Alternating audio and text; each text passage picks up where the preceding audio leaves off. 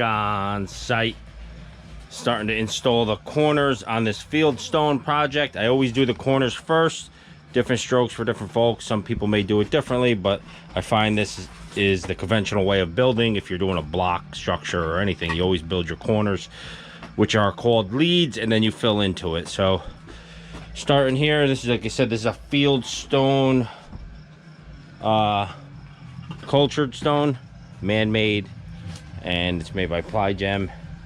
The color is Easton and the product is Fieldstone, the style.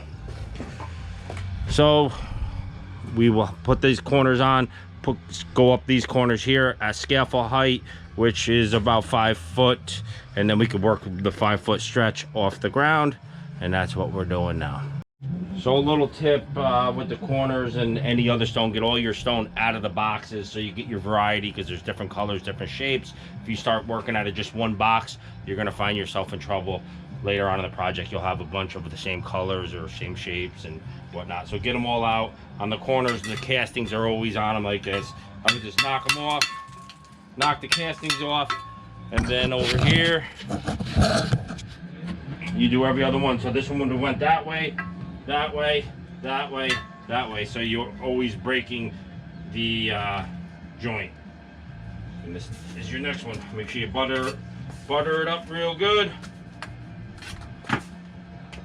Set her on, give her a little tiny jiggle till she sets. Hold it a couple seconds. Take your mud off the top. Keep your stone clean, and that will stay. Each stone is different. This stone has joints, so we'll be filling in all the joints. A dry stack, which is pretty popular now. I don't even know if you guys can see that because of the post, sorry. We'll be filling all these joints. All right, we're starting to get it. It's tedious working with big stone in little corners like this, because you gotta do a lot of chiseling, a lot of breaking, just using a brick hammer. Like I said, take all your castings off. It will help you big time, because that's not supposed to be there. Each corner, same thing as this. You run this stone in, run this stone. Now this one is here, so then this one goes there, and the next one. I mean, sometimes you get a vertical joint, but you want to try to break that joint going up through the corners, as I did. So this one will go here, then my piece will go there, put this piece into there, then this, try to match up to this stone to go over to here. Like I said, each stone has a different technique, but once you get going, obviously when we do this big wall over here, things will go a lot easier. So there's a lot of big stone in here. Now I wish they all would fit like this. Oh, that's money. That's making money right there. Some square footage. Huh? She's growing. Back on site. Got this door entrance done yesterday before the rain hit us again for the 17th day. That mortar will dry a light color as the mortar on there, because that's the same mortar we use. Just getting set up for our start over here.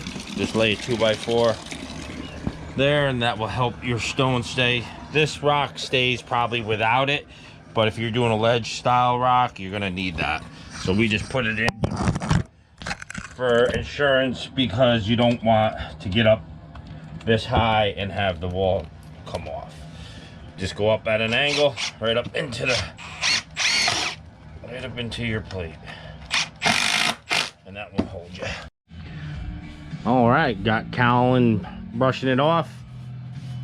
Got a half day here. We just laid this morning right before lunch. Got to split out. We got concrete.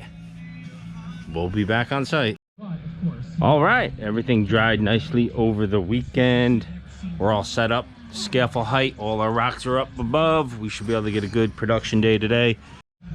You can see the joints are blending so nicely now.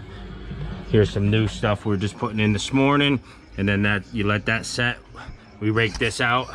Once you let it set, we fill all these in a little bit, and then once you let it set, you rake them out to this height with a slicker, a striker, a stick. You got all different kinds of methods to use. This is 2 days of laying. We had 2 half days down here, and then a day to go under the porch. It was When it was raining, we were under there. So hopefully today we get some production. Should be able to get up above this window, and then it will only be one more day after that. Good to go. So on these joints, once you get them full, there's all different methods. I mean, people use cake batter bag where you put a bunch of mortar in a bag and squeeze it in. You can fill it in with your slicker, like so. Just take a little on your slick. Some people call it a tucker, striker, slicker. It depends where you're from, I guess. So you let that set about an hour, and then once they set, like here's one that I did before, you can just rake it out like so. These are still a little wet to be raking, but if you let them dry, this stuff right here, the mortar on the stone, will not stick. Right now they're still a little too wet, but as long as they're all full like that, then you could rake it. And we actually use a stick sometimes. It works really well. You just grab a stick from a tree, and it has all different angles on it, and it works really well to rake out joints, and then you hit them with a brush afterwards. So butter your stone like so. Woo! Nice. Slap her in, give her an old shake, put enough mud in there so you get your joints. Now each stone's different. If you're doing ledge rock, you don't want the mud to squish out the joint, so you put less mud on the rock. But when you're doing a rock that has joints, you want to put enough in there. I work out of a bucket because it's fast and efficient for me. I got a million pans. We put them here, blah blah blah, if we're laying brick block or whatever. But pans are good. Pans, you know, this is just quicker for me. I can move it 10 times faster. I could temper it myself and not have to have him keep up here. If there's a pan here or a flat board, you're always tempering with the hot heat. This just works for me when you're doing cultured stone. Like I said, other masonry blocks, bricks, you use big mud pans where you can put a ton of mud in here, but this doesn't take much mud. So once you push that in and they squeeze out in them joints, don't touch those joints until they get dry. Even if some comes out onto the stone, let it dry, and then it comes off and there'll be no plaster on there. So if you're as deadly as me, you see that joint, bada boom bada bang, no cement on the rock. You can just throw it in if you need to in spots.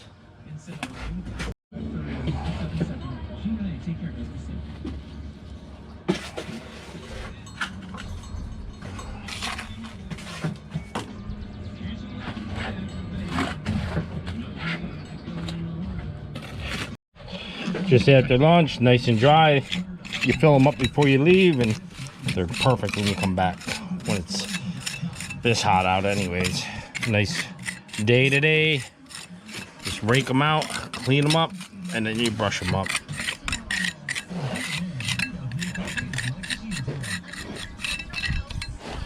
Once you get like that,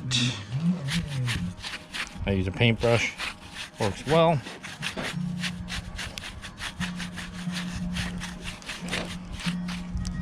All right, at the end of day 3, we are killing it. Today was a good day. Today was a good day. One more day here, Lane. We're into the peak, so peak goes pretty quick. We started right here this morning, so I got on both sides of the window and above the window. Not bad for one guy laying. Be back in the morning.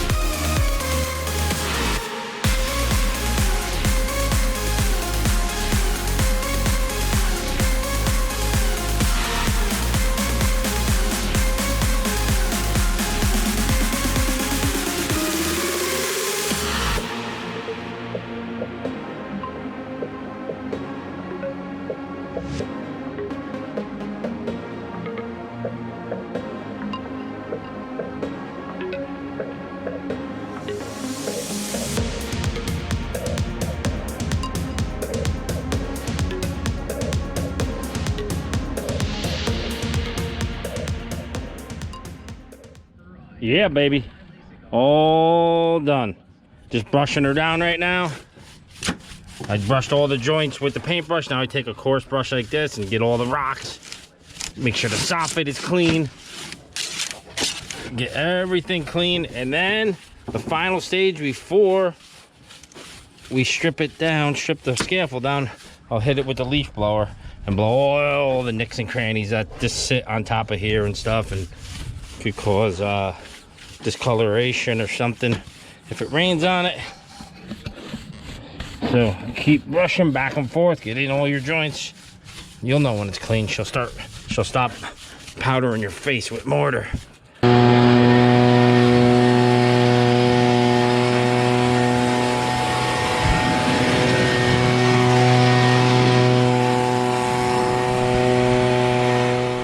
Yeah, let's see what we got.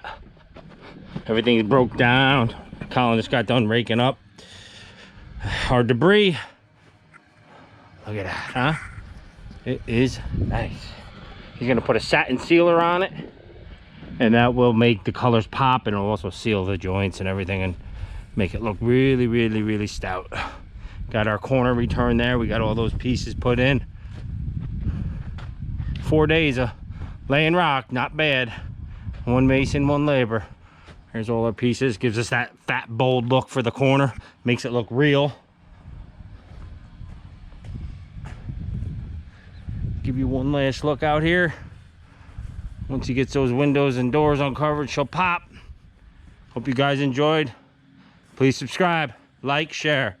Catch you on the next one.